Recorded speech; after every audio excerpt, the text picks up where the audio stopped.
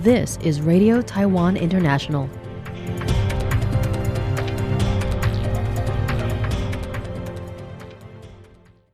Welcome to the news on Radio Taiwan International. I'm Michelle Chang coming to you from Taipei, Taiwan. We begin with a look at today's top stories for Friday, May 8th.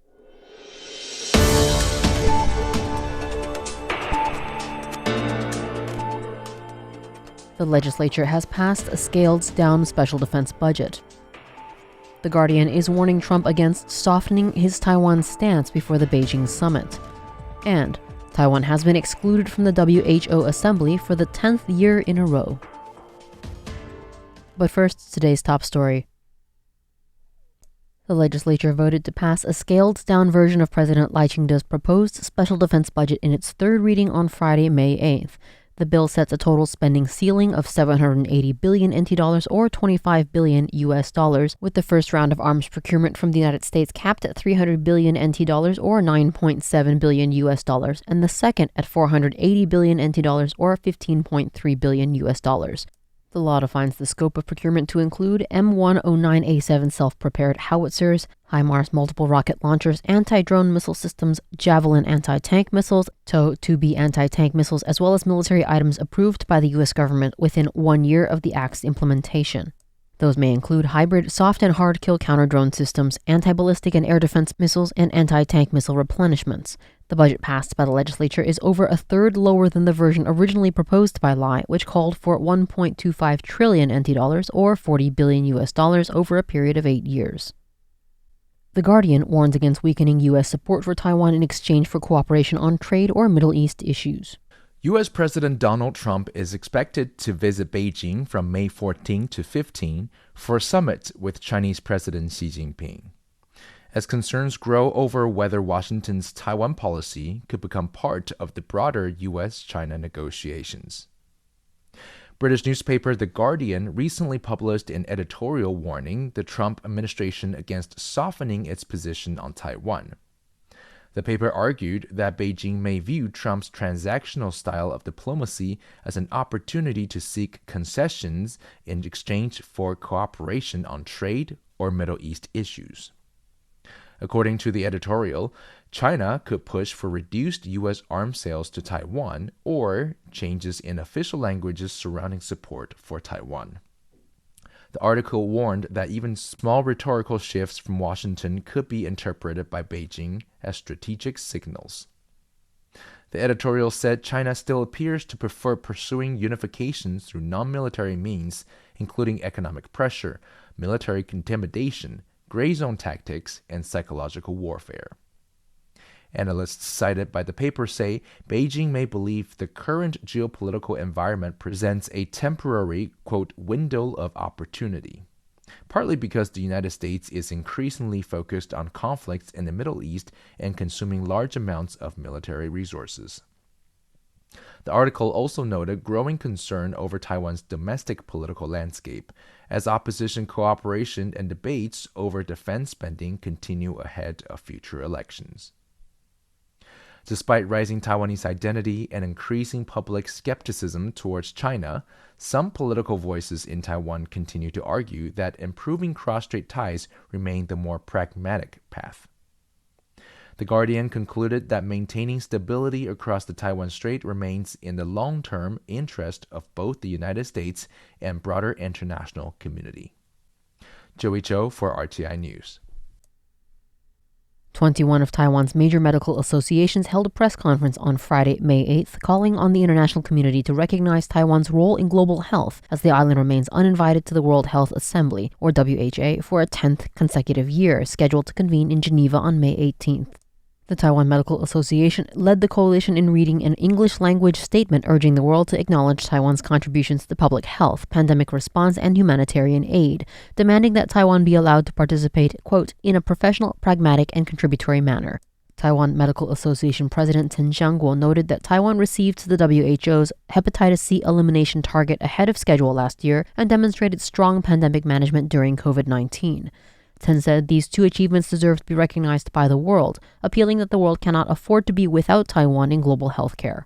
The Foreign Ministry said it will actively lobby allies and like-minded nations during the WHA and will host Taiwan's first ever Taiwan Smart Medical and Health Tech Expo in Geneva, featuring more than 30 Taiwanese medical institutions and health tech companies.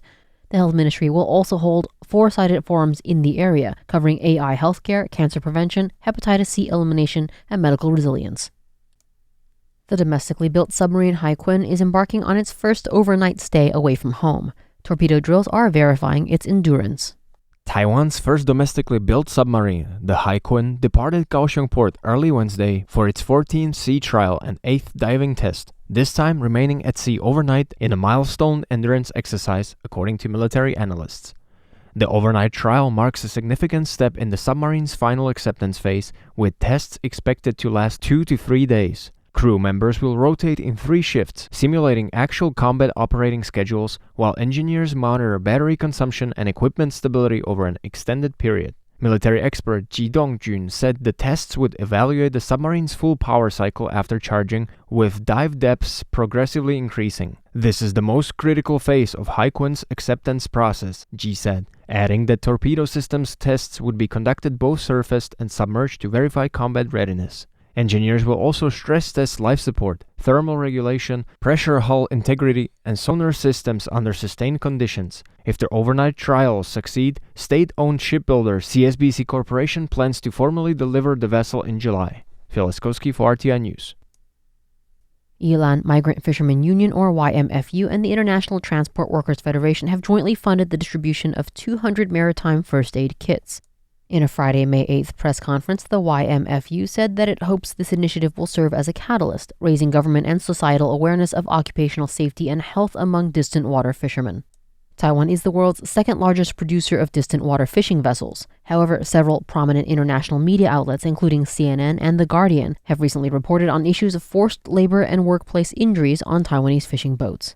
Legislator Lin Yueqin pointed out that fishermen often have nowhere to turn to for help when injured at sea, and currently, deep-sea fishermen are not covered by the Agricultural Insurance Act, resulting in serious deficiencies in subsequent compensation and protection for occupational injuries. Therefore, she pledged to continue pushing domestic legislation to include foreign fishermen in the insurance system and urged the upgrading and configuration of medical equipment on Taiwanese fishing vessels. Fisheries Agency Foreign Manpower Section Head Gao Yuxuan stated that the agency has drafted a list of onboard medicines and medical supplies, which is expected to be fully announced in June. She said that over the next 2 years, they will continue to promote this initiative and provide subsidies to help Taiwanese fishing vessels acquire all necessary items. Simultaneously, Gao added that they will promote the installation of Wi-Fi equipment on fishing vessels for video consultations. The 200 maritime first aid kits collected in collaboration with the ITF each contain disinfectant, antibiotic ointments, basic medical supplies, and an electronic thermometer. Taiwan and Japan's Okinawa Prefecture jointly hosted a travel industry promotional event in New York on Thursday, May 7th, marking the first cross-border collaboration between the two destinations to attract North American tourists. The Taiwan Tourism Administration's New York office and Okinawa Convention and Visitors Bureau held the 2026 Taiwan-Okinawa briefing, highlighting the geographic proximity of the two destinations, just 90 minutes by flight, as a key selling point for flexible multi-stop itineraries. Taiwan Ambassador Tom Lee noted that Taipei is actually closer to Okinawa than Tokyo is, making a combined trip a natural fit. Officials emphasized that Okinawa was named one of New York Times' 52 places to go in 2026, presenting a timely opportunity to boost regional tourism. Representatives from China Airlines, EVA Air, and Japan Airlines attended the event, presenting flight options from North America to both destinations. Taiwan's tourism office said East Coast travelers who prioritize cultural immersion and culinary experiences are an ideal audience for the complimentary offerings of both destinations. Thanks for joining me for the news. I'm Michelle Chang. Stay tuned for another 50 minutes of English language features brought to you by Radio Taiwan International.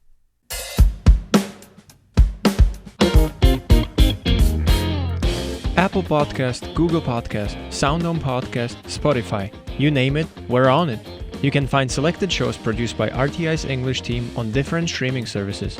All you have to do is search for the show or type RTI.